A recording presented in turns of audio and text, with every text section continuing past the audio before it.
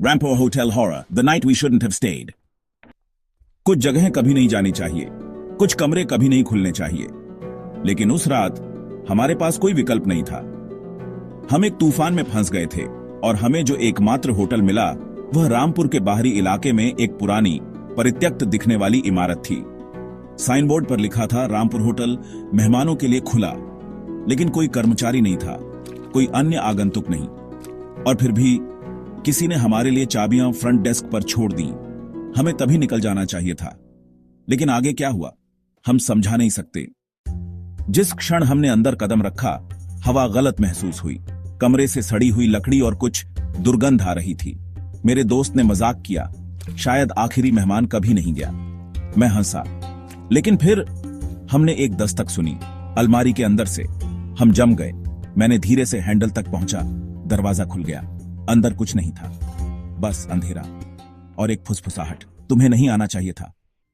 हम हाँफते हुए बाहर भागे, लेकिन दालान अलग था, लंबा, गहरा। हमने लॉबी खोजने की कोशिश की, लेकिन हर दरवाजा वापस कमरे 206 की ओर जाता था। फिर हॉल के अंत में लाल साड़ी में एक महिला दीवार की ओर मुंह करके खड़ी थी, बिना हिले, बिना सांस लिए। हमने फुसफुसाया, नमस्ते। उसका सिर बिना शरीर घुमाए पीछे की ओर झपटा। उसकी खोखली आंखें हम पर टिक गईं और फिर वह मुस्कुराई। तभी हमने उसे देखा। उसके कमरे पर लगा name plate last guest do not disturb. हम बाहर निकलने के लिए दौड़े। दरवाजा नहीं खुल रहा था। हमने पीटा, चिल्लाया और अचानक सुबह हो गई। तूफान चला गया था। होटल नया लग रहा था, जैसे कुछ हुआ ही ना हो। एक आदमी फ्रंट डेस्क पर खड़ा था। जा रहे हैं? उसने मुस्कुराते हुए पूछा। हम कभी न लौटने के लिए बेताब होकर बाहर भागे, लेकिन जैसे ही हम अपनी कार में बैठे, होटल गायब हो गया था।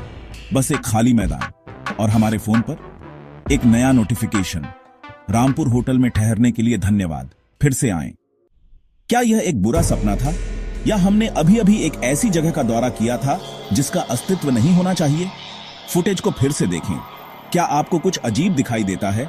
लाइक अगर आपको ठंडक महसूस हुई। सब्सक्राइब अगर आप यहां कभी रात नहीं बिताना चाहेंगे। और मुझे बताओ, क्या आप रामपुर होटल में चेक इन करेंगे?